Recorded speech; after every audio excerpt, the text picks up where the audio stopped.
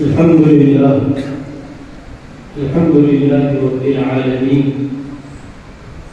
والصلاة والسلام على أشرف الأنبياء والمرسلين سيدنا ونبينا ومولانا محمد وعلى آله الطيبين الطاهرين وأصحابه الأكرمين أجمعين، وعلى من أحبهم وتبعهم بإحسان أجمعين إلى يوم الدين. أما بعد، فأعوذ بالله من الشيطان الرجيم. بسم الله الرحمن الرحيم. وإذ قلنا ادخلوا هذه القرية فكلوا منها حيث شئتم رغدا وادخلوا الباب سجدا نغفر لكم خطاياكم وسنزيد المحسنين. صدق الله العظيم. قال جل وعلا في شأن حبيبه الكريم الرؤوف الرحيم: إن الله وملائكته يصلون على النبي يا أيها الذين آمنوا صلوا عليه وسلموا تسليما. اللهم صل على سيدنا محمد وعلى آله وصحبه أفضل صلواتك وعدد معلوماتك وبارك وسلم. کچھ عرض کرنے سے پہلے آئیے 3 بار اگر احترام کے ساتھ تمام تعریف، حمد و ثنا اس خالق کائنات کے لیے ہے کہ جس نے ہماری ہدایت کے لیے پیغمبروں کو بھیجا اور انبیاء کرام علیہم السلام کے تربیت یافتہ ان کے وارثین علماء اور اولیاء اللہ کو دنیا کے ہر خطے ہر علاقے میں اللہ نے پیدا فرمایا تاکہ وہ دین کی خدمت کرتے رہے، لوگوں کے لیے ہدایت کا سامان فراہم کرتے رہے۔ ہزاروں درود و سلام اس ذات بابرکت پر کہ جس نے اللہ کی بارگاہ سے جو فیض حاصل کیا وہ اپنے بعد آنے والے جانشینوں میں منتقل کیا اور ان کے ذریعے وہ فیض آج تک امت میں تقسیم ہوتا جا رہا ہے۔ حضرت سجاد نشین صاحب دامت برکاتہ العالیہ اور ان کے صاحبزادگان حضرت مولانا حافظ ڈاکٹر محمد تانوی علامی صاحب اکرمہ اللہ، جامع الحدیث جامع نعمانیہ و دیگر کے یہاں تشریف فرما علماء کرام، زائرین اور پسے پردہ سننے والی معزز سامعین سامعات، مکرم حاضرین، یہ ایک حقیقت ہے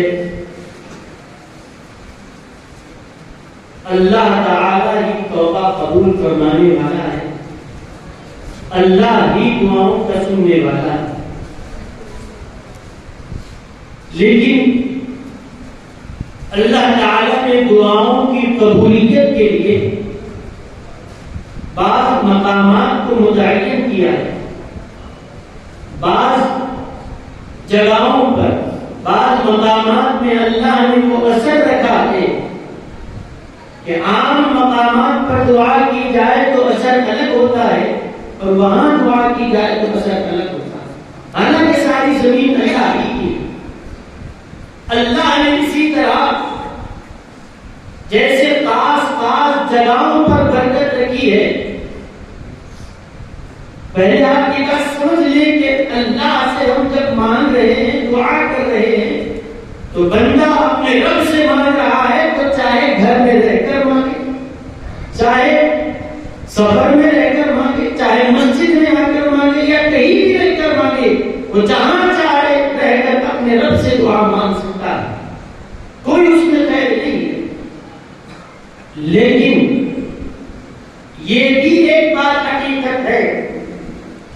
کہ بعض وقتوں کو وہ فضیلت حاصل ہے جو دیگر وقتوں کو حاصل نہیں ہوتی.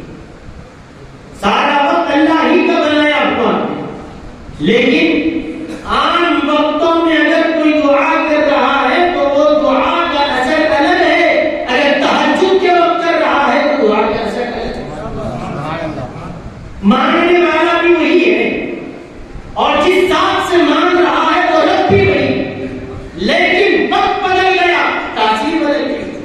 کیا کوئی یہ کہہ سکتے ہیں عام وقتوں میں کی جانے والی دعا اور تہجد کے وقت کی جانے والی دعا دونوں برابر ہے؟ کیا بدلا؟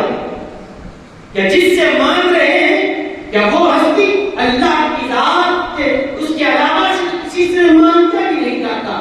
دعائیں اسی سے مانگی جاتی ہے، عبادت اسی کی جاتی ہے. کیا مانگنے والا بدلا؟ نہیں، مانگنے والا بھی وہی ہے، لیکن وقت بدل گیا، دعا کی تاثیر بدل گئی. ایسے ہی اگر عام دنوں میں آج نماز آپ نے مغرب کی پڑھی، مغرب کی نماز پڑھنے سے پہلے اگر کوئی نماز سے پہلے دعا کر رہا ہے تو جو دعا کر رہا ہے کرے، اللہ اس کو قبول کرنا چاہے کرے، جو ادا کرنا چاہے دے. لیکن عام دنوں میں مغرب سے پہلے جو دعا کی جائے تاثیر الگ ہے، اور رمضان میں افطار کے وقت کی جائے تو تاثیر الگ ہے. عام دنوں کا سورج غروب ہونا اور ہے، اور رمضان میں افطار کے وقت سورج غروب ہونا اور ہے. دعا کے کلمات بھی وہی ہوں گے، دعا کرنے والا بھی وہی ہے، لیکن وقت بدل گیا تو تاثیر بدل گئی. ٹھیک ہے؟ ایسے ہی جب وقت بدلتا ہے تو تاثیر بھی بدل جاتی ہے. عام دنوں میں دعا کرے اثر الگ ہے، جمعہ کے دن کی جائے تو اثر الگ ہے. تو کبھی دن میں تاثیر ہے، کبھی کسی رات کے وقت میں تاثیر ہے، کبھی کسی خاص گھڑی کو اللہ نے قبولیت والا بنایا. لیکن اللہ دعاؤں کو قبول کرنے کے لیے کسی وقت کا پابند نہیں، کسی دن کا نہیں، کسی رات کا پابند نہیں. جب چاہے اللہ دعاؤں کو سن لے، لیکن اس کے باوجود قبولیت کے اوقات بھی اللہ نے مقرر کروائے.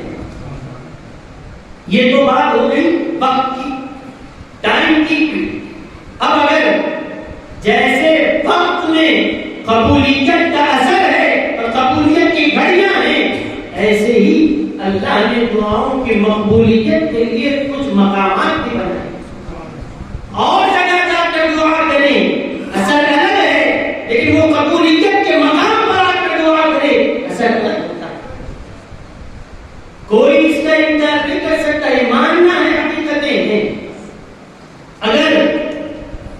اگر کوئی اپنے گھر میں بیٹھ کر دعا کر رہا ہے یا مسجد میں رہ کر دعا کر رہا ہے، اس کی تاثیر الگ ہے.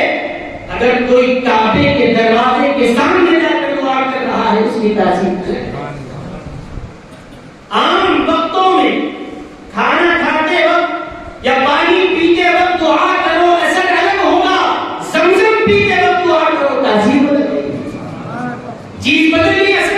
گھر کا پانی پیتے وقت جو دعا کر رہے ہیں اور وہ جو دعا جو زمزم پیتے وقت کر رہے ہیں، کیا برابر ہے؟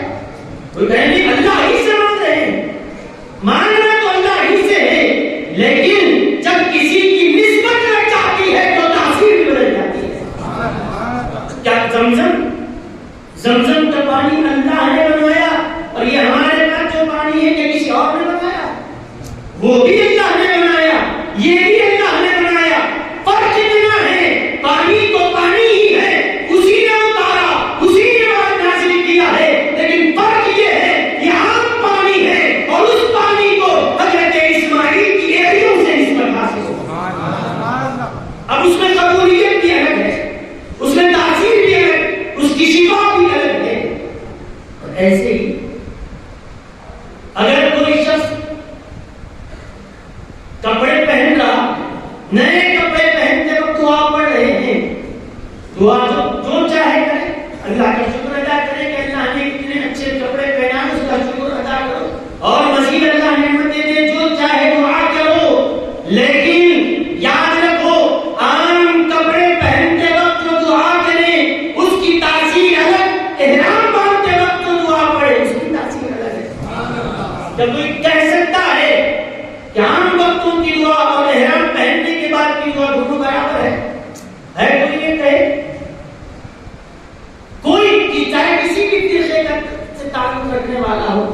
کو اس کو ماننا پڑے گا.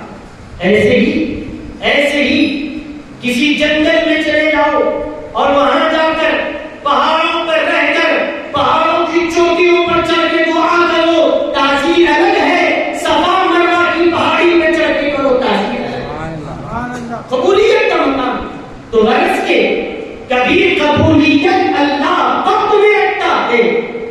اس کا یہ مطلب نہیں ہے کہ اس وقت کے علاوہ کبھی دعا نہ کی جائے. آپ کرتے رہیے، اللہ جب چاہے. ہمارا اللہ کسی وقت کا پابند نہیں، تو کسی بھی وقت نواز دے.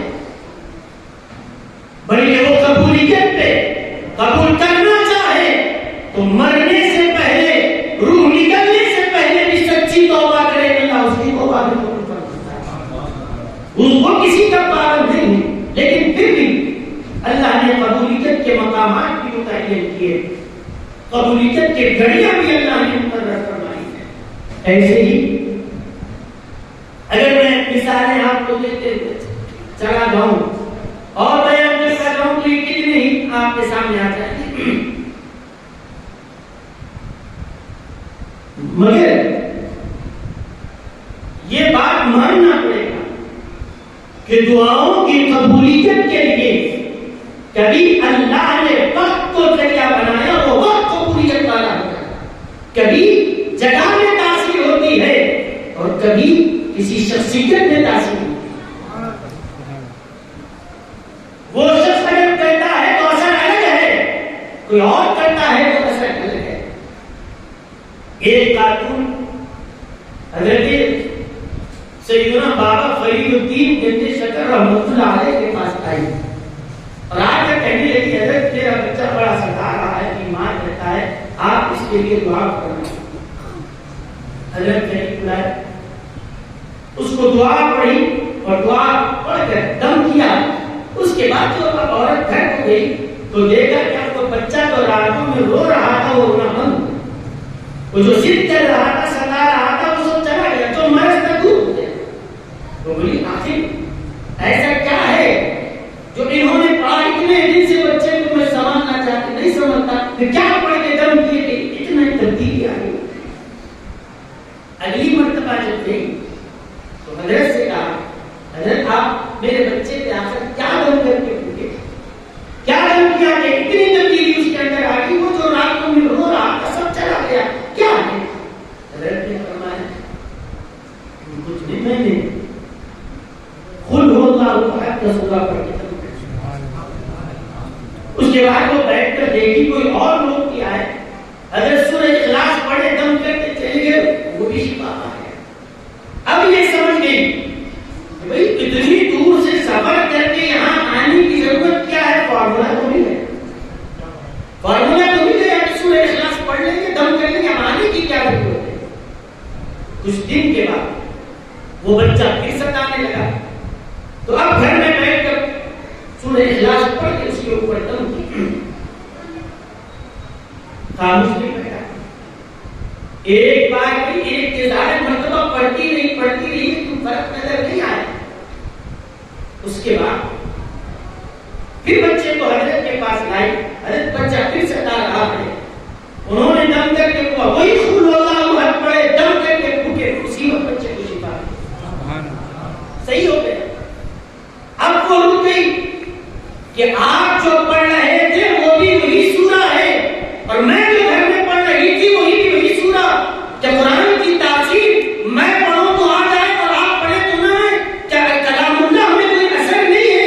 یہ کیا بات ہے کہ آپ بھی وہی پڑھتے ہو، میں بھی وہی پڑھتا ہوں، لیکن تاثیر جدا نظر آتی ہے. فرمایا ہاں، کلام اللہ کے کلام میں تاثیر تو ضرور ہے، لیکن فرید الدین کے جیسی زبان پہلے پیدا وہ زبان بھی ایسی پیدا کر جو کبھی اپنی زبان سے جس پر کبھی جھوٹ کا لفظ نہیں آیا ہو، جو کبھی کسی کی چوری نہ کیا ہو، جو کبھی کسی پر بہتان نہ لگایا ہو، جس کی زبان سے کبھی کوئی گندی بات نہ نکلی ہو، خلاف میں مرضی حق کبھی کسی نے نہ کہا ہو،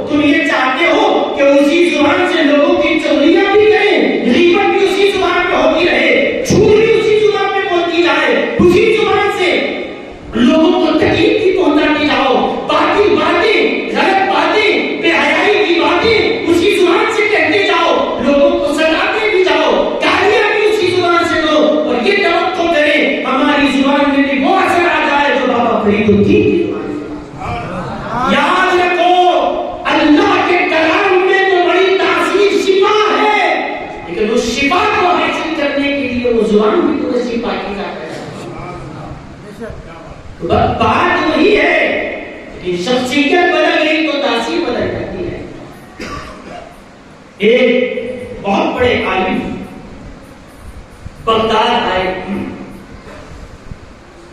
بغداد آنے کے بعد انہوں نے حضرت پیران پیر غوث اعظم سید رضی اللہ عنہ کے مجمع کو دیکھا. حال یہ ہوتا کہ کوئی ایسی مجلس نہیں ہوتی کہ جس میں کوئی غیر مسلم نے کلمہ نہ پڑھا. کوئی ایسی مجلس نہیں ہوتی کہ جس میں گناہگاروں نے توبہ نہ کی. کئی لوگ مسلمان ہوتے, کئی گناہگار تائب ہوتے. یہ ہوتا ہزاروں کی تعداد میں لوگ توبہ کرتے اور ایمان لاتے. وہ صاحب بڑے لائق فائق تھے, علم حاصل کر کے آئے اور آنے کے بعد حضرت سے کہا کہ حضرت مجھے بھی اجازت دیجیے, میں نے خطاب کرتا ہوں. اجازت دی. وہ آئے حضرت پیران پیر رحمۃ اللہ علیہ جہاں وہ خطاب کرتے تھے کھڑے ہوئے خطاب کر رہے. الفاظ کے تو دھنی تھے, بلاغت کے ماہر تھے, ادیب تھے, الفاظ کی کوئی کمی نہیں تھی. خطیب تھے, ادیب تھے, بلیغ تھے, فصیح تھے. بس الفاظ کے دریا ہے کہ بہاتے جا رہے ہیں, لیکن خاموش لوگ ہیں کہ سنتے جا رہے ہیں. لیکن وہ کیفیت پیدا نہیں ہوتی. بس الفاظ تو ہے, قرآن کی آیتیں بھی پڑھتے جا رہے ہیں, احادیث بھی سناتے جا رہے ہیں, علم کے نکات بھی بیان کر رہے ہیں, لیکن لوگوں کے دلوں پہ وہ اثر نہیں ہوتا. بولتے رہے. اس کے بعد مجلس کی کیفیت کو دیکھا اور تقریر ختم کر دی.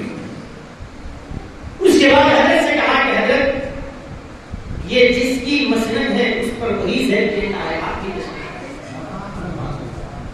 حضرت پیران پیر رحمۃ اللہ علیہ جب اس مسند پر آئے اور پر زبان کھولی, زبان ایک لفظ ادا کیا تھا, لوگوں پہ ایسے اثر کیا کہ لوگوں کی چیخیں نکلی.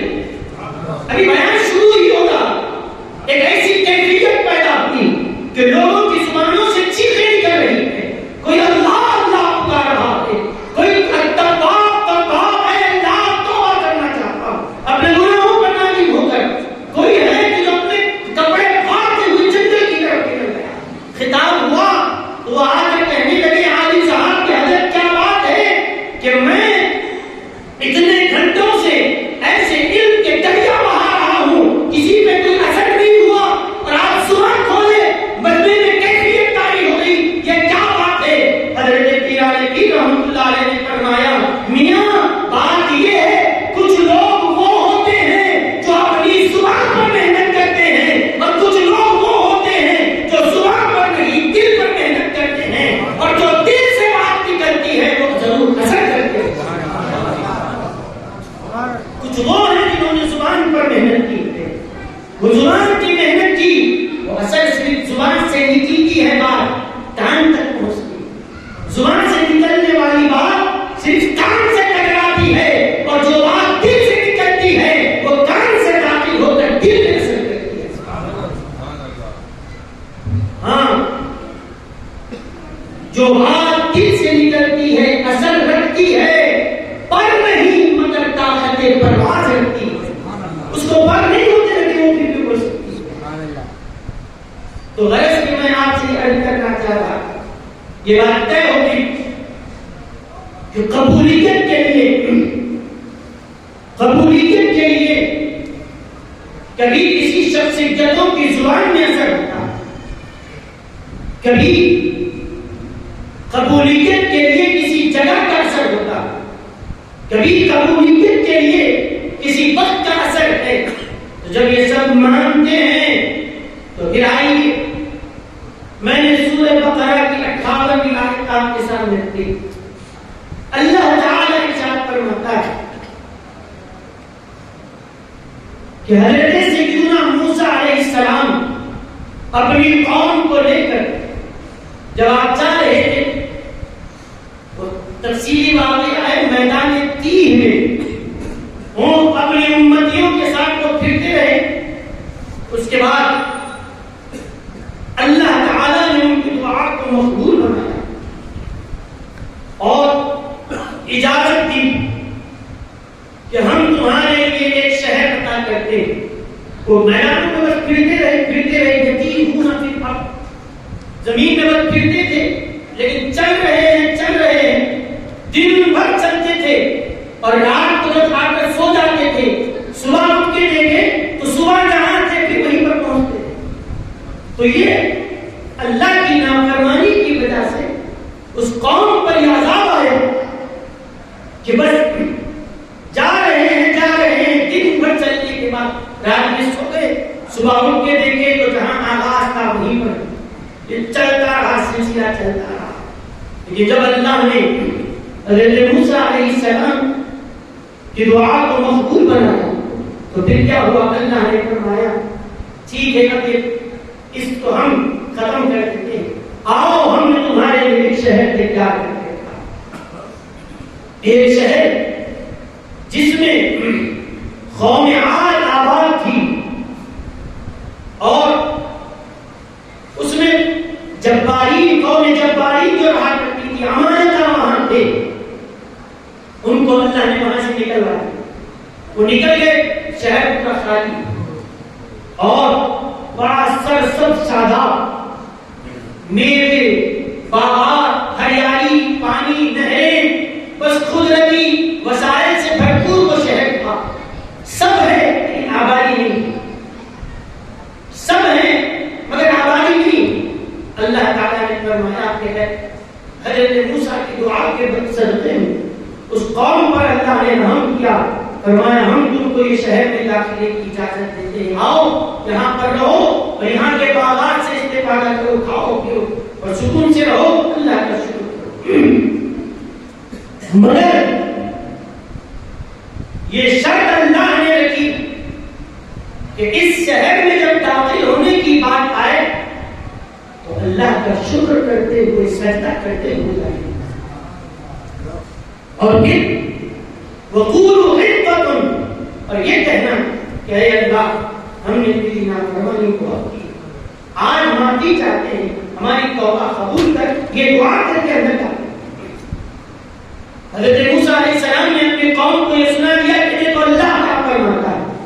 فرمایا وَإِذْ قُلْتُ ادْخُلُوا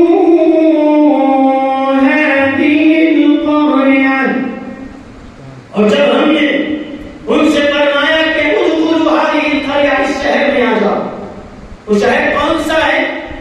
مفسرین نے لکھا کہ وہ یا تو بیت المقدس ہے یا پھر ایلا نام کا ایک شہر ہے. تفسیروں میں 3 شہروں کے نام آئے ہیں. تو وہ جو بھی شہر ہے اللہ نے وہاں داخل ہونے کی اجازت دی، آ جاؤ. اور پھر فرمایا وَإِذْ قُلْنَا ادْخُلُوا هَٰذِهِ الْقَرْيَةَ فَكُلُوا مِنْهَا حَيْثُ شِئْتُمْ رَغَدًا. فرمایا یہاں آؤ، یہ باغات تمہارے لیے تیار ہیں، یہ میوے تمہارا انتظار کر رہی ہے، یہ نہروں کا میٹھا پانی تمہارا انتظار کر رہا ہے، یہاں کے غلے، یہاں کے اناج اور یہاں کے قدرتی وسائل تمہارا انتظار کر رہے ہیں. جو چاہتے ہو کھاؤ، انلمیٹڈ، تمہارے لیے کوئی روک ٹوک نہیں. راحتا، خوش دلی سے کھاؤ، کوئی روک ٹوک نہیں. جتنا کھاتے ہو کھاؤ، جو استعمال کرنا چاہتے ہو کرو، یہ شہر ہمیں تمہارے لیے کر دیا. کوئی روک ٹوک نہیں، کوئی تم کو روکنے والا نہیں، ہم اجازت دیتے ہیں. اتنی بڑی نعمت اللہ نے دی. شہر ایک فتح کر کے اللہ کہہ رہا ہے یہ شہر اب سے تمہارا ہے، یہاں کی ساری چیزیں تمہاری نعمتیں، کھاؤ اور رہو. لیکن بس اتنا فرمایا فَكُلُوا مِنْهَا حَيْثُ شِئْتُمْ رَغَدًا وَادْخُلُوا الْبَابَ سُجَّدًا. بات اتنی ہے کہ اس شہر میں جب داخل ہونا تو دروازے میں داخل ہونے سے پہلے کیسے داخل ہونا؟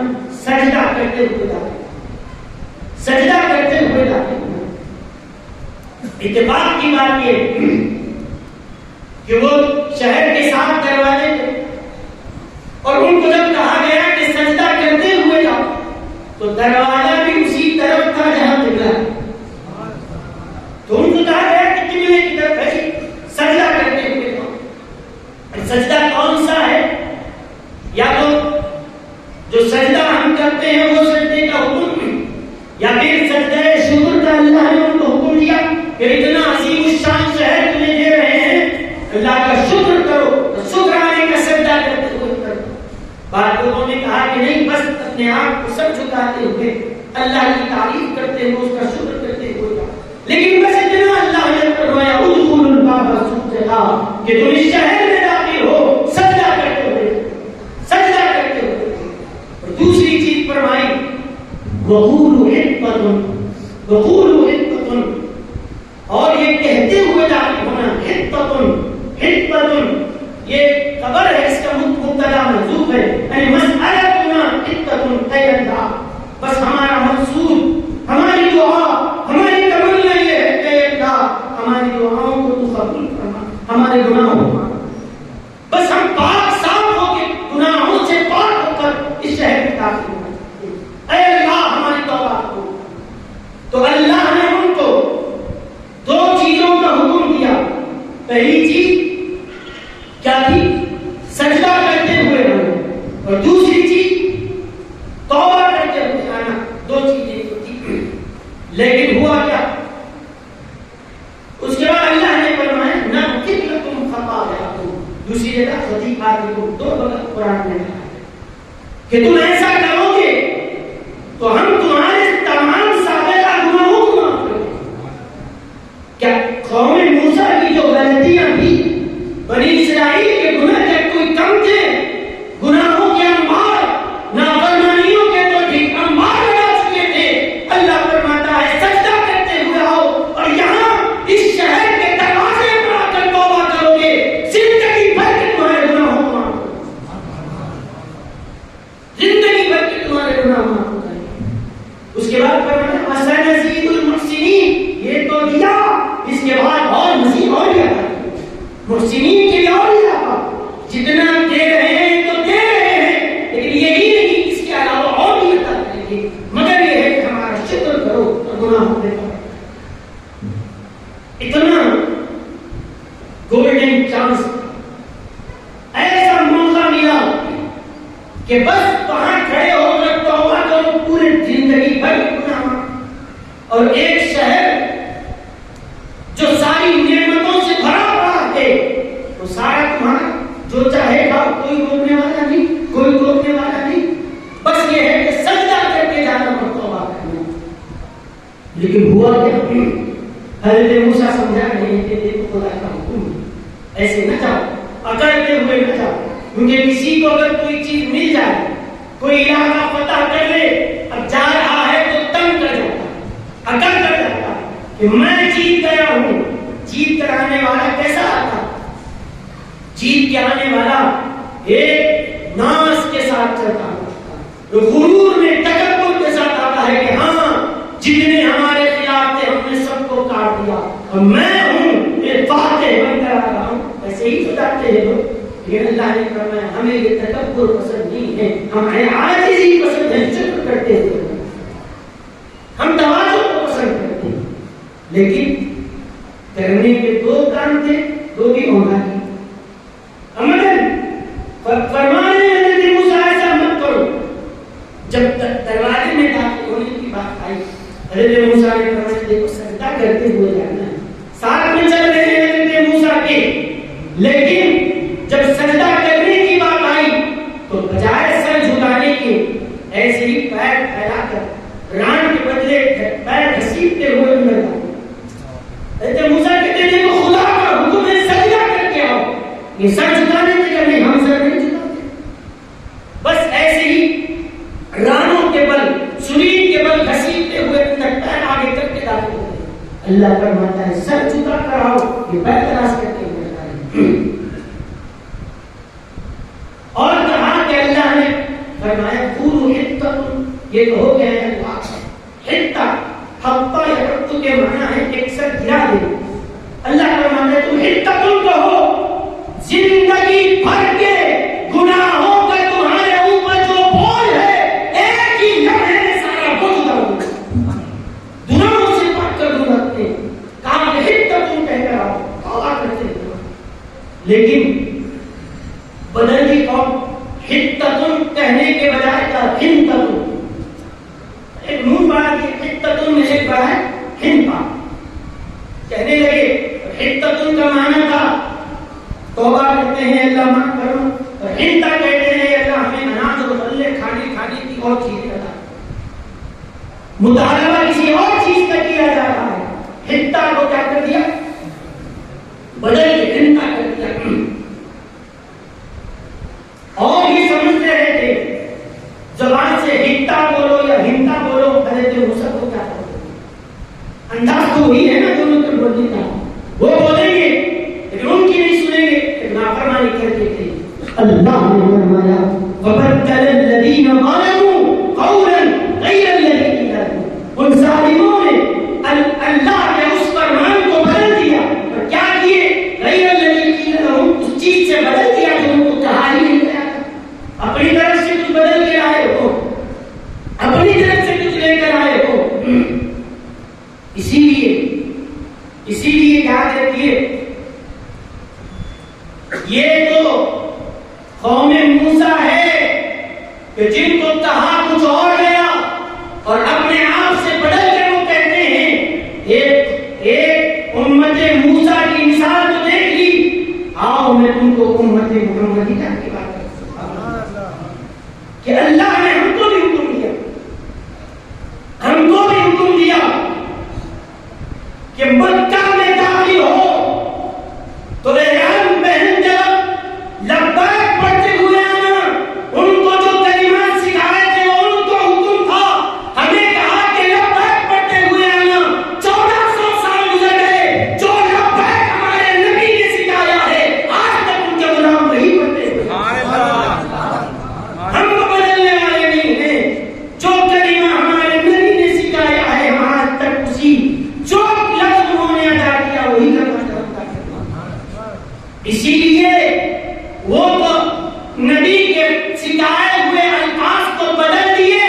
وہ مردود ہو گئے. اور جو نبی کی غلامی میں آئے وہ مردود نہیں خدا کے محبوب ہو گئے.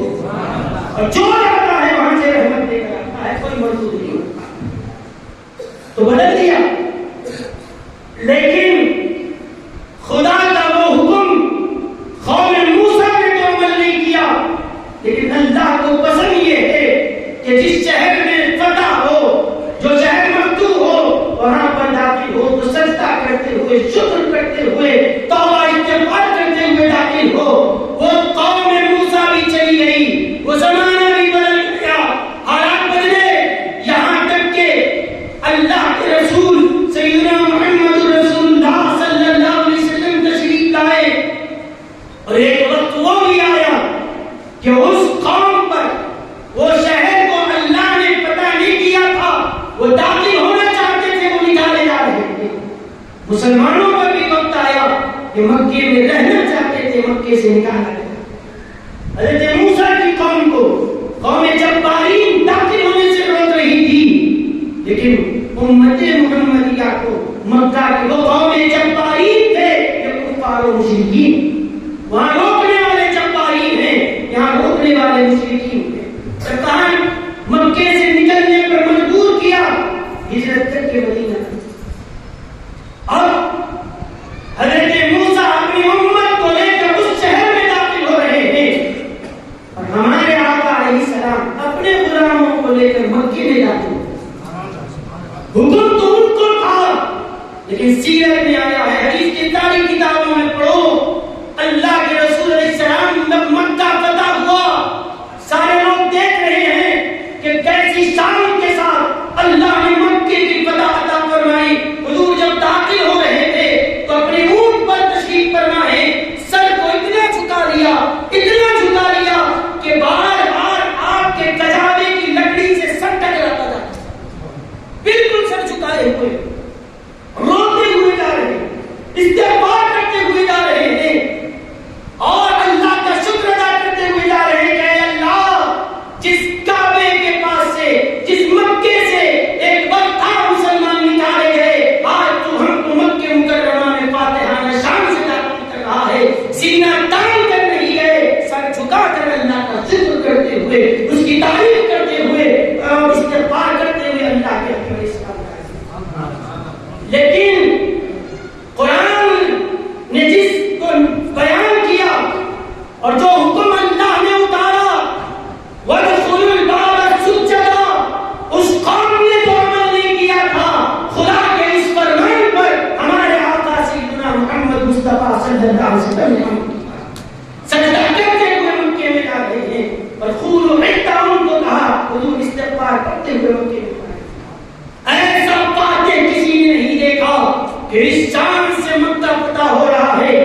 پھر سر اٹھا کر بھی نہیں چلتے، سر جھکا کر بڑے ہی تواضع اور انکساری سے اللہ کے حبیب علیہ السلام نے صحابہ میں جذبہ تھا، وہ سارا ظلم یاد تھا جو مکے والوں نے کیا تھا، چن چن کے مارتے تھے، گھروں سے باہر نکالا، ایک ایک زخم پھر سے تازہ ہو گیا۔ صحابہ نے بعد اعلان کیے آج تو ہم فاتح بن کے آئے کہ کہیں سے نعرے کی آواز آئی الیوم الیوم یوم الملحمہ، آج کا دن تو پتھر کا جواب پتھر اینٹ سے ہی آج بجائی جاتی، الیوم یوم الملحمہ، آج تو کاٹ کر بوٹی بوٹی کرنے کے لیے، آج لحم کو کاٹنے کے لیے، آج دیکھتے ہیں کہ کس کے سروں پر گردن باقی رہتی ہے۔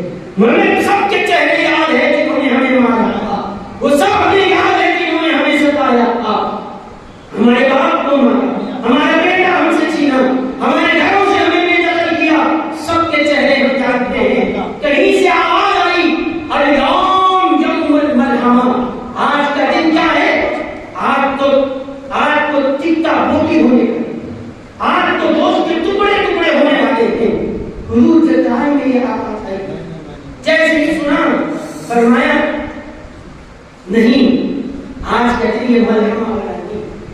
اب تک وہاں ان لوگوں کو دیکھا تھا مکاری کی تھی، ہنتا کو بدلا تو کیا کیا؟ ہنتا کہا، ہنتا کو بدل کر ہنتا کہا، وہ بدبختی تھی، اور ہمارے نبی نے ملحمہ کو بدل کر فرمایا الیوم یوم الملحمہ نہیں، الیوم یوم الملحمہ، آج کسی کا گلا کاٹنے کا نہیں، آج کا دن تو رحمت برسانے کا ہے۔ یا رسول اللہ، نعرہ رسالت، علماء جامعہ اسلامیہ زندہ باد۔ صرف یہ دیکھا تھا، اور پھر کیا علم ہے؟ لوگ سمجھتے ہیں کہ یہ تو نبی امی ہے، انہوں کو پڑھنا لکھنا کیا آتا ہے؟ ارے جس کو پڑھنا لکھنا نہیں آتا کیا وہ ایسا بنا سکتا ہے یوم الملحمہ نہیں، یہ تو یوم المرحمہ ہے، یہ تو وہی بول سکتا ہے، اور سارا مصیبت اس طرح بدل کے پڑھنا، یہ تو بڑا کاجل الکلام ہی کہہ سکتا ہے کہ حضور علیہ السلام کو اللہ نے وہ علم عطا فرمایا کہ اسی وزن جو بات بولنا ہے اسی انداز سے، ذرا سی تبدیلی سے اسی وقت کہہ دیا۔ اسی لیے کہا کہ تیرے آگے یوں ہیں دبے سے فصحاء عرب کے بڑے بڑے، کوئی جانے منہ میں زبان نہیں بلکہ جسم میں جان نہیں۔ وہ جب بولتے ہیں تو لوگ دنیا کی بولتی بند بھی ہو جاتی ہے، اور ایسے محسوس ہوتا ہے کہ پورے مردہ ہیں، بولتے ہیں تو بس یہی بولتے ہیں۔ تو غرض کے اللہ کے حبیب صلی اللہ علیہ وسلم نے مکے میں داخل ہوتے وقت بتایا کہ اللہ اگر تم کو کوئی فتح دے تو دن دھناتے ہوئے سینہ تان کر مت جاؤ، بلکہ اللہ کا شکر کرتے ہوئے داخل ہو۔ اللہ کو یہ پسند ہے، انہوں نے تو نہیں کیا، لیکن اللہ کے رسول علیہ السلام نے کر کے بتایا۔ یہ اس آیت کے اندر کتنے عبرت کے پہلو ہیں، سبق ہے، وہ آپ سن رہے ہیں، کوئی اسے چند نہیں، لیکن اب جو بات آپ سے عرض کر رہا ہوں میرا موضوع وہ یہ، قوم حضرت موسیٰ علیہ السلام کے ساتھ پھر رہی، الگ الگ مقامات پر جا رہی۔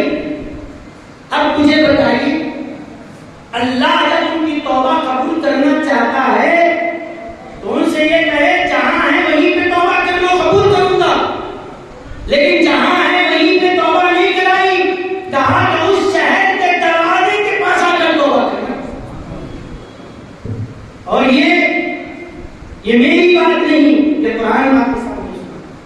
وہ جو کل جاؤ کھولو سورہ بقرہ آیت نمبر کیا بتا؟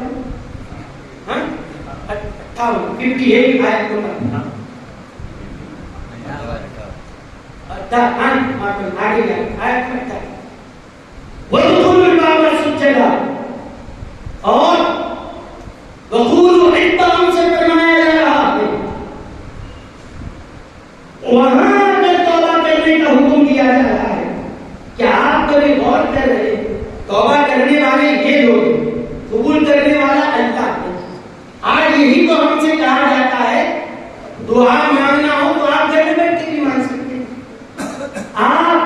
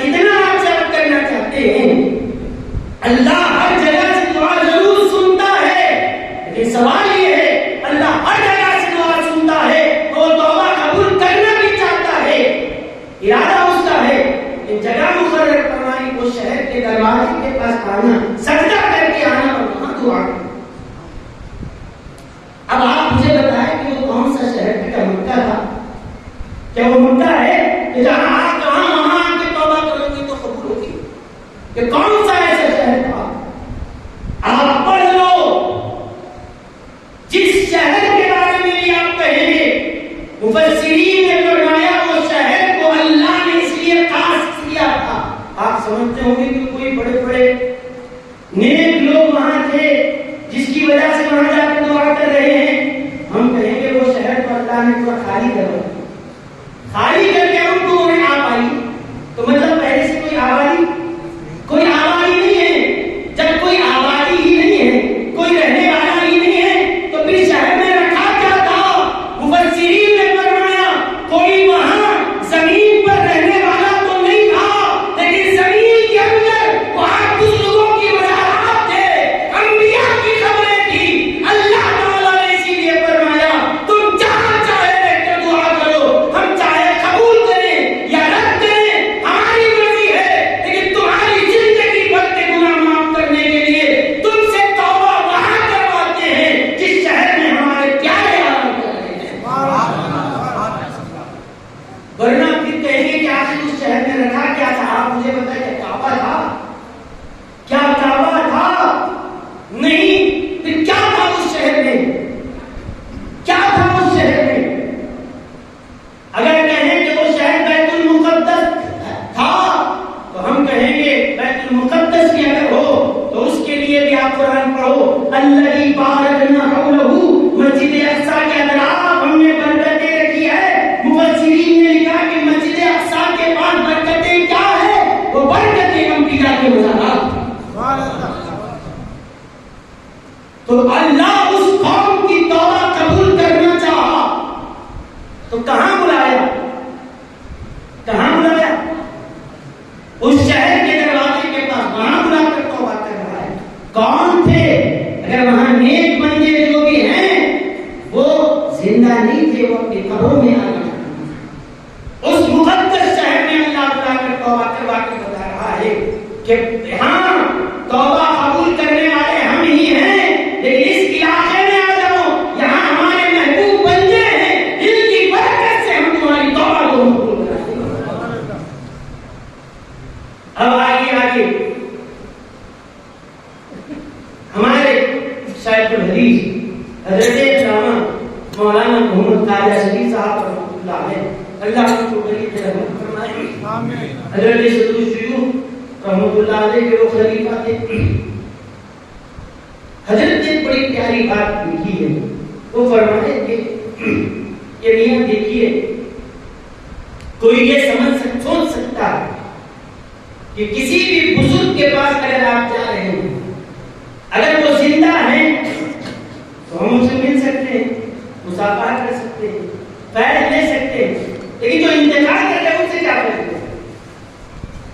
زندہ ہے تو آپ سلام کریں گے, جواب دیں گے, آپ کچھ پوچھیں گے وہ جواب دیں گے, آپ وہ کچھ نصیحت کر سکتے ہیں. لیکن جو انتقال کر گئے, قبر میں آرام کر رہے ہیں, کیا قبر میں رہنے والا بھی کیا فیض دے سکتا ہے؟ سوال آ سکتا ہے نا. زندہ بری سے ملو, کچھ دعائیں دیں گے, کچھ نصیحت کریں گے, کچھ دین کی باتیں بتائیں گے, لیکن جو دنیا چھوڑ کر چلے گئے ان سے کیا فیض دے سکتا ہے؟ حضرت فرماتے ہیں, اور بڑی پیاری بات کی اور بڑی گہری بات ہے, اگر آپ سمجھیں گے نا تو آپ کبھی بات حضرت نے فرمایا کہ دیکھیے اللہ کے رسول صلی اللہ علیہ وسلم نے ارشاد فرمایا تنام عینایا ولا ینام قلبی, میں جب سوتا ہوں نا تو میری آنکھ سوتی ہے, میرا دل جاگتا ہے. یہ بات حدیث شریف میں. اور ایک بات یاد رکھیے, حضور صلی اللہ علیہ وسلم پر جو قرآن اترتا تھا کتنے سال سے اترا؟ 23 سال تک قرآن اترا. اچھا کہ قرآن جو اترا پورا دن کے وقت اترا ہے, کبھی رات میں بھی آیا؟ دن رات کی کوئی قید نہیں ہے. کبھی سفر میں بھی آیا, کبھی مکے میں بھی آیا, کبھی مدینے میں, کبھی گھر میں, کبھی مسجد میں, کبھی پہاڑ پہ جہاں ہے قرآن آتا رہا. تو قرآن کی بہت سی آیتیں وہ ہیں جو دن میں آئیں, بہت سی آیتیں وہ ہیں جو رات میں اتری. اب رات کے جس وقت قرآن کی آیتیں حضور کے قلب پر نازل ہو رہی تھی تو بعض وقت یہ تھا کہ حضور جاگ رہے تھے تو تب تو قرآن یہ سمجھ میں آیا, اور وحی کا نزول حضور پر اس وقت بھی ہوتا تھا جب حضور آرام کر رہے. ہاں, جب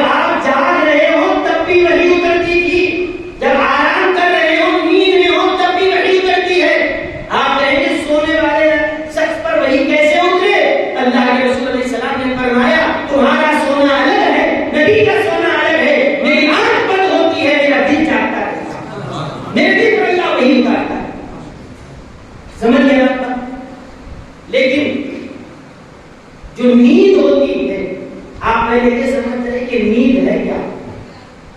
کیا ہے نیند؟ حدیث شریف میں آیا ہے کہ بزرگوں کا النوم اخت الموت، نیند کیا ہے؟ موت کی بہن۔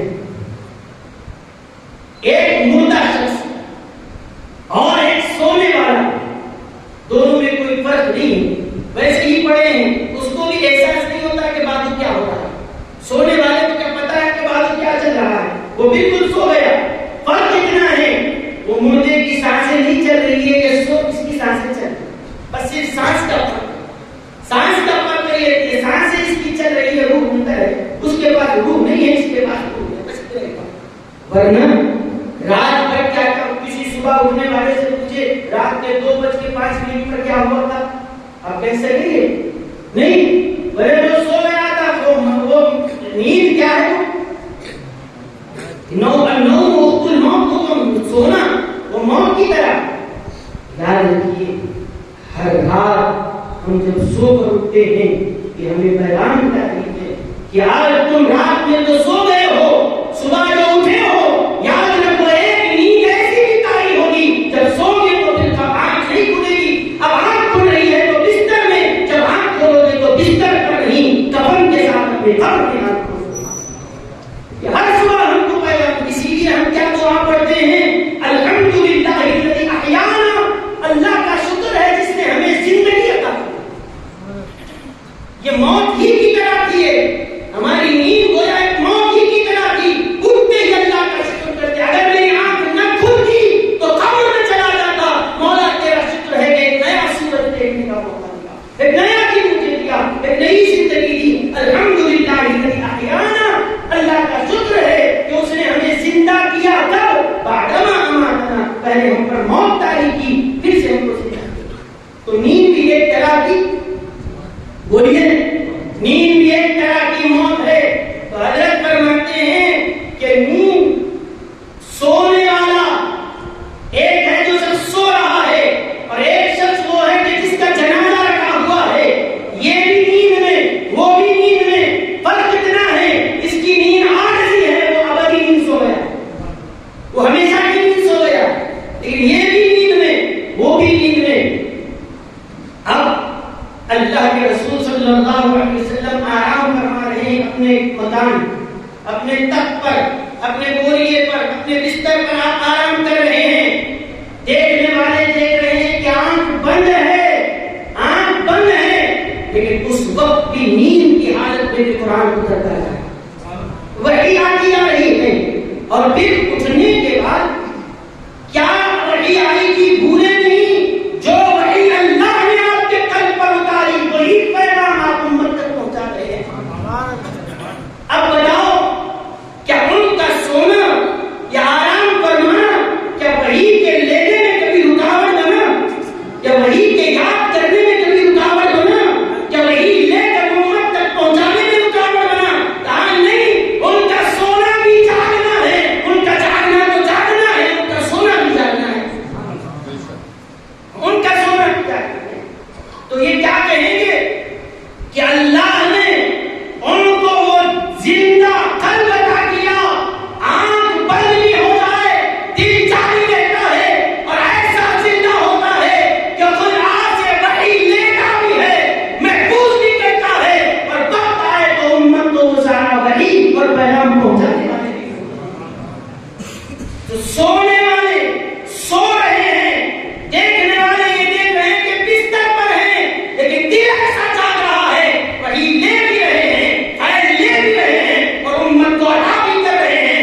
حضرت عمدۃ المحدثین نے فرمایا جب کوئی سونے والا نیند میں سو کر فیض لیتا بھی ہے تو دیتا بھی ہے، تو پھر ہمیں یہ کہنے دو جو بستر پر سو کر نیند میں رہ کر خدا سے فیض لے کے امت کو دیتے ہیں، بستر پر سونے کے بعد بھی فیض جاری تھا، خبر میں سونے کے بعد بھی ان کا فیض جاری تھا۔ اللہ اکبر، یا رسول اللہ، یا غوث، دل زندہ، دل زندہ ہے، وہ رات کی نیند سو جائے تب بھی دل زندہ، موت کی نیند سو جائے تب بھی دل زندہ۔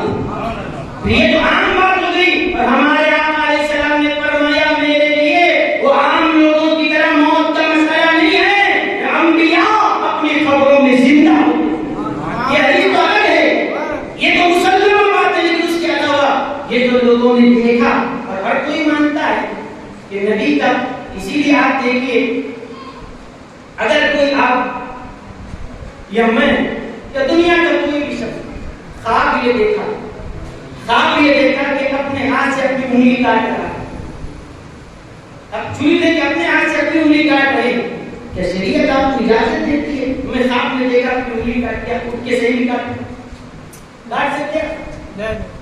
کوئی اگر خواب یہ دیکھا کہ خواب میں اپنے بچے کا ہاتھ کاٹ رہا ہے، کہ شریعت اجازت دے گی اس کو کہ صبح اٹھنے کے بعد اپنے بچے کا ہاتھ کاٹے؟ کیا بولے کہ بھائی کیا سویا تھا، کیا خواب دیکھا، تیرا خواب کدھر، تیری حیثیت کدھر؟ یہ تو نقصان پہنچانا حرام، دوسروں کو نقصان پہنچانا یہ بھی حرام، تیرے خواب کی کوئی حیثیت نہیں ہے، نہیں اجازت تجھے نہیں دی جائے گی، تو مجھے کہنے دو جب ہم خواب دیکھیں، خواب میں اپنے بچے کی انگلی کاٹیں، شریعت اس کاٹنے کو حرام کہتی ہے۔ حضرت ابراہیم خواب دیکھ رہے ہیں، حضرت اسماعیل کو ذبح کر دیا، خواب میں دیکھا، حقیقت میں تلوار لے کر کھڑے ہو گئے۔ کہنا پڑے گا عام لوگوں کا خواب اور ہے، پیغمبر کا خواب وہی جگہ جاتا ہے۔ تم خواب دیکھو تو کوئی حیثیت نہیں ہے، پیغمبر نے خواب میں دیکھا آپ کے بیٹے کو کاٹ رہے ہیں، تو حقیقت میں بھی ان کے بیٹے ہی کی گردن پہ چھری چلا رہی ہے، کہ اگر کوئی اور دیکھے تو یہ ہو دیا جا سکتا، قاتل کہہ کر ڈال دیں گے اندر، سزا دی جائے گی اس کو اگر اپنے بیٹے کو نقصان پہنچا کے کاٹے۔ تو یاد رکھیے، تو حضرت فرماتے ہیں میاں دیکھو وہ بستر پر سونے والی ہستی جب بستر پر آرام کر رہی ہے، اور پھر دل ایسا زندہ اللہ سے ڈائریکٹ کلام بھی دے رہی اور محفوظ بھی کر رہی ہے، امت کو عطا بھی فرماتی جا رہی ہے، امت کو یہ خیر جاری ہے۔ علماء جو بستر پر شب کی نیند میں لیٹ کر جس کے دل سے فیض کا جاری تھا، آج اپنی مزار گھر میں بھی لیٹے ہوئے آرام بھی فرما رہے ہیں، تو فیض جاری ہے، وہ دل آج بھی ویسے ہی قلب زندہ ہے، اللہ سے فیض لیتا بھی ہے، امت کو عطا بھی کرتا۔ آپ کہیں گے حضرت یہ تو بات ہو گئی نبی کی، نبی کو اللہ نے خصوصیت دی، کیا ولی کو بھی ہوتا ہے؟ کیا ولی کو بھی ایسا ہوتا ہے؟ سنیے، ہاں ولی کو بھی اللہ تعالیٰ عطا فرماتا ہے۔ کیوں؟ آپ کہیں گے اگر کوئی پوچھے ولی کو کیسے ملتا ہے، ہم کہیں گے ولی جانشین کس کا ہے؟ ولی جانشین کس کا ہے؟ نائب کس کا ہے؟ تو نائب ہوگا تو کیا ہوگا؟ ہم کہیں گے ٹھیک ہے، اگر وضو کرنے کے لیے پانی نہ ملے تو کیا کرتے ہو؟ تیمم کرتے ہو۔ اچھا تیمم کر لیے، کیا کر سکتے تیمم کرنے کے ہاں؟ قرآن کو چھو سکتے، قرآن کو چھو سکتے، نماز پڑھ سکتے، نماز نفل فرض واجب سب پڑھ سکتے ہیں۔ آپ کہیں گے کیسے؟ کہ وضو کرنے کے بعد تو نماز جائز ہے، وضو کرنے کے بعد تو قرآن کو چھونا جائز، یہ تیمم مٹی پہ ہاتھ مارنے سے یہ کیسے ہو سکتا ہے کہ وہ سارے کام کر سکتے ہو جو وضو سے کر سکتے ہیں؟ ہم کہیں گے تیمم کو مت دیکھو، تیمم کس کا نائب ہے یہ دیکھو، وہ وضو کا نائب ہے، جو کام وضو سے کیا جا سکتا ہے اس کے نائب میں بھی اللہ کو تاثیر دیتا ہے۔ نہیں مانتے ولیوں کی طاقت، نہیں مانتے بھائی نبی کو ہے ولیوں میں نہیں ہے، کرو یہ بھی، ہم وضو کے تاثیر کو مانتے ہیں، تیمم کی تاثیر کو نہیں مانتے۔ لیکن یہ تو ماننا پڑے گا اولیاء کون ہیں، جو علماء کون ہیں، یہ انبیاء کے وارث ہیں، انبیاء کے جانشین ہیں، تو جو جانشین ہوگا اپنی اصل آئے گا کہ نہیں آئے گا؟ وہ جانشین ہی کیا جو اپنے بزرگوں کا فیصلہ لیتا ہو، وہ جانشین کیسے بنے گا کہ جس میں اپنے اصل کے انوار اور تجلیات نظر آتے ہیں۔ اب بھی وہ لوگ زندہ ہیں، اب بھی وہ لوگ زندہ ہیں جنہوں نے اپنی آنکھوں سے یہ منظر دیکھا کہ حضرت سیدی ابو الحسنات سید عبداللہ شاہ صاحب محدث دکن رحمۃ اللہ علیہ کا آخری وقت آیا، 18 سالی ڈاکٹر ہے، آخری وقت جب حضرت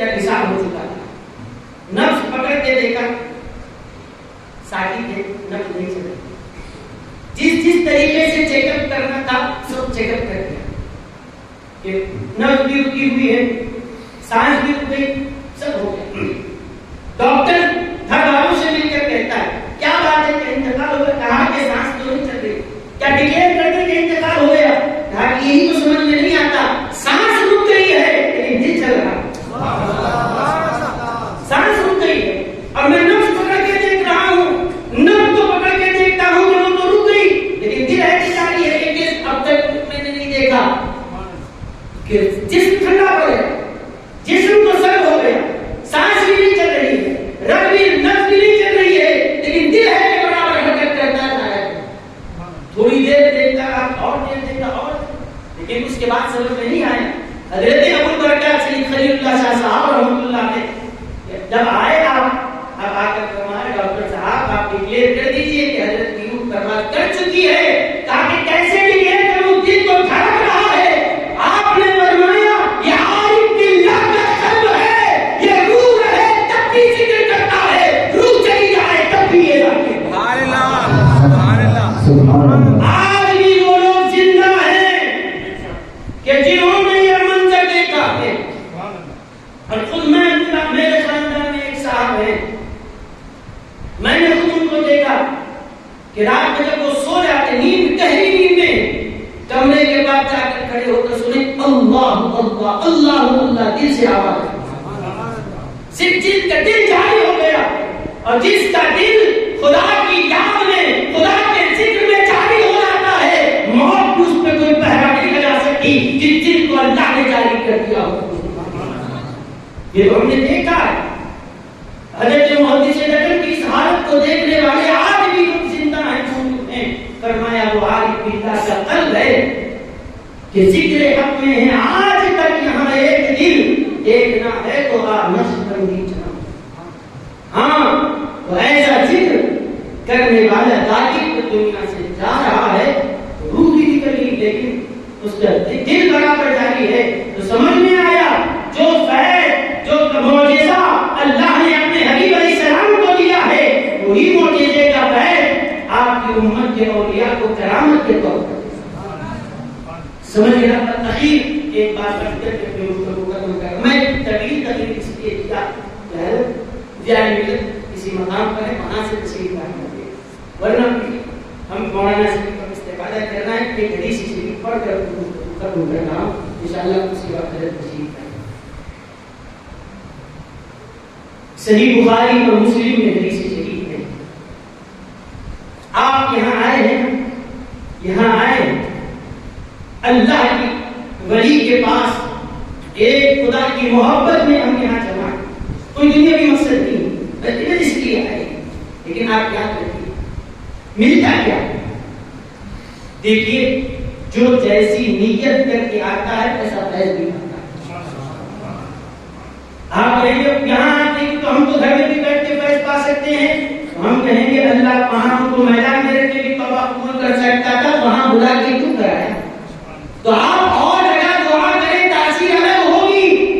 بزرگوں کے سائے میں رہ کر دعا کرو تاثیر الگ ہوگی. یہ قرآن نے سکھایا. اللہ کے رسول صلی اللہ علیہ وسلم نے ارشاد فرمایا صحیح بخاری اور مسلم کی حدیث میں, فرمایا دیکھو نیک اور بد دونوں کی مثال میں تم کو بتاتا ہوں. فرمایا کہ دیکھو نیک آدمی کی مثال اس عطار کی طرح ہے, عطر فروش کی طرح, کہ تم اگر کسی عطر والے کے پاس چلے جاؤ جا کر آپ اس کے پاس بیٹھے تو عطر والے کی عادت ہوتی ہے جو بھی آیا چاہے خریدو یا خریدو سیمپل کے طور پر تھوڑا لگا دیتا ہے. فری ہوتا ہے نہیں ہوتا؟ فری. یہ آج کا طریقہ نہیں, یہ پہلے سے چلا ہے.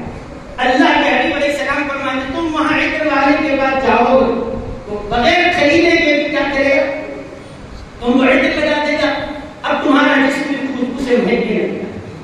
ایک آنے والا وہ آیا خریدا نہیں, جیب خالی ہے اس کا, صرف عطر والے کے پاس جا کر بیٹھا تو کیا ہوا, فری میں اس نے عطر لگایا. لیکن گھر آیا ہے تو کیسے آیا, خوشبو کو لے کر آیا بغیر خرچہ کیے. ٹھیک ہے, ایک اور اس لیول کا نہیں, پیسے رکھ کر گیا, پیسے لے کر گیا اور عطر والے کے پاس گیا, کہا کہ مجھے عطر, یہ پیسے لو اور عطر. اب خرید کے جب لایا تو وہ جو پہلا تھا نا فری میں عطر ملا تھا, خود مہنگا تھا, اور یہ خرید کے لایا, خود بھی لگایا, اپنے گھر کو مہنگا.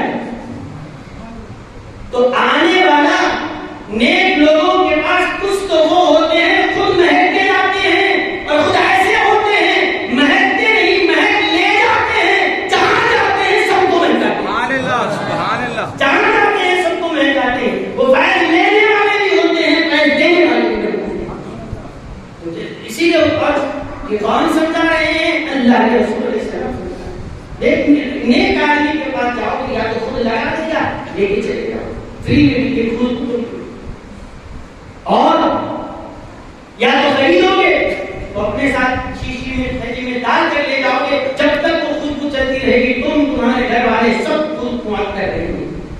اور تیسرا پیسے بھی نہیں ہے, اور وہ بھی ایسا بخیل نکلا کہ بیٹھے ہیں بھائی لگا رہے نہیں لگا رہا, لیکن حضور علیہ السلام فرماتے ہیں اس نے خریدا بھی نہیں, اس نے لگایا بھی نہیں, لیکن اتنا فائدہ ہے لے کے تو نہیں گیا, جتنی دیر دکان پہ بیٹھے گا خوشبو تو سنتا رہے گا, جتنی دیر بیٹھا رہے گا خوشبو تو سنتا رہے گا.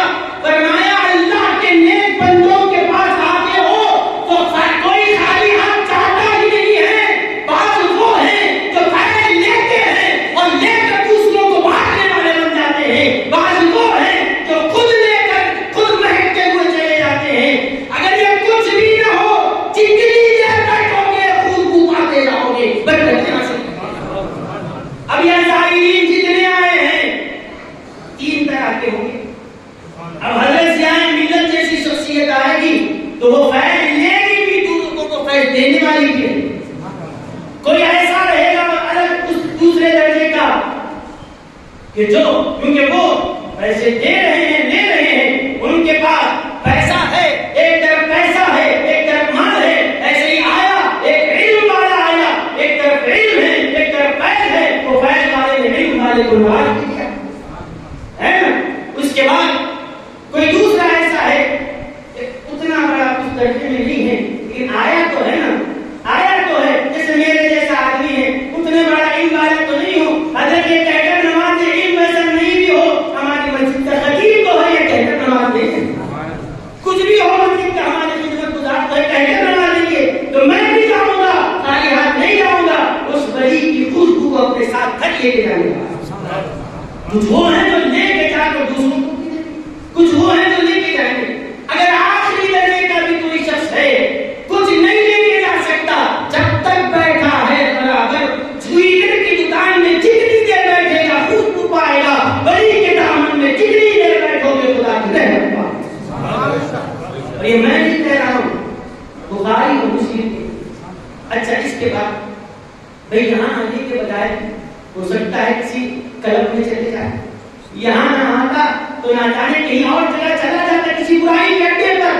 حضور علیہ السلام فرماتے سنو, برائی کی مثال بھی ایسی کہ برائی کے اڈے پر یا برے لوگوں کے ساتھ برے ساتھیوں کے ساتھ رہتا ہے, اس کی مثال کیسی ہے؟ وہ بھٹی ڈھونڈنے والے کی طرح, لوہے کی بھٹی لگایا اور لوہا ڈال کر اس میں تپا رہا ہے. اس کے بعد جا کر بیٹھو, وہ نہیں, وہ ہوا مارتے رہتا ہے, پمپ چلاتے رہتا ہے. اس کے اندر صرف آپ بیٹھو گے نا, اندر سے چنگاریاں اڑ کر تمہارے کپڑوں کو جلا دے گی. آگ لگا کے لگایا نہیں, چنگاریاں خود بخود اچھل کے آئے گی اور تمہارے کپڑے کو جلا دے گی. اگر نہیں بالکل محفوظ بیٹھے, کپڑے نہیں بھی جلے, اتنی تو بات ہے جتنی دیر بیٹھو گے بدبو سنتے ہو گے. میں ایسے ہی بروں کے ساتھ رہو گے, برائی کا اثر ضرور ہوتا ہے. کچھ کپڑے نہ بھی چلے, دامن تمہارا داغدار نہ بھی ہو, تمہارے اخلاق اگر نہ بھی بگڑے, وہ بدبو تو ضرور تمہارے جسم میں آئے. اس کی برائی کا اثر اتنا تو ہوگا کہ تم بدبودار بن جاؤ گے, اگرچہ یہ کپڑے نہ بھی چلے. کچھ وہ ہیں جو کپڑے جلا کے آ جاتے ہیں, کچھ وہ ہیں کپڑے اگر نہ بھی چلے ہو, دامن ان کا داغدار نہ بھی ہو, تو بدبودار تو ضرور ہوگا. دو چیزیں طے ہے ان بروں کے پاس جاؤ گے, یا تو داغدار ہو جاؤ گے یا بدبودار. فرمایا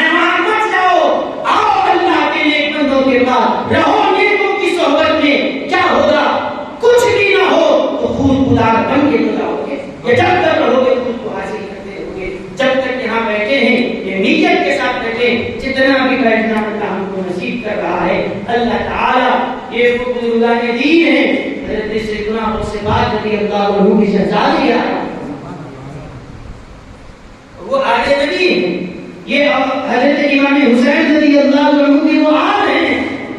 یہ بات طے ہے کہ ان بزرگوں کے پہلو میں رہنے والے, جب اللہ تعالیٰ نے حضرت موسیٰ کی قوم کو اس دروازے پر بلا کر توبہ ان کی قبول کی ہے, ہمیں بھی یقین ہے اللہ بھی ہمیں اس چوکھٹ سے محفوظ رکھے گا. ہم مانتے اللہ ہی سے ہیں, دعا اللہ ہی سے کرتے ہیں کہ پروردگار یہاں جو بزرگان دین آرام فرما رہے ہیں, اے اللہ اس میں امام حسن کی اولاد بھی ہے, امام حسین کی اولاد بھی ہے, تیرے نبی کے شہزادے ہیں, تیرے پیارے ہیں. اے اللہ تو نے جیسے ان کے لیے توبہ کی قبولیت کا وعدہ کیا, ہم گناہگار بھی تیرے دربار میں معذرت کرتے ہیں. اے اللہ ہمارے تمام گناہوں کو معاف فرما, ہمارے تمام صغیرہ و کبیرہ گناہوں کو معاف فرما. اے اللہ دانستہ نادانستہ تمام خطاؤں کو اللہ درگزر فرما. ہمیں ہماری زندگیوں میں برکتیں عطا فرما, ان کا نور عطا فرما, ان کی برکتیں عطا فرما, ہمیں بھی مالا عطا فرما. ہمارے یہ فیض اتنا عطا فرما ہم واپس جائیں, ہمارے گھر والوں کو بھی یہ فیض دینے والے بن جائیں. ہمارے گھروں میں برکتیں عطا فرما, ہمارے عمر میں برکت عطا فرما. اے اللہ صحت و عافیت والی زندگی عطا فرما. صلی اللہ تعالی وسلم علی خیر خلقہ سیدنا محمد وعلی آلہ وصحبہ اجمعین. الحمد للہ رب العالمین.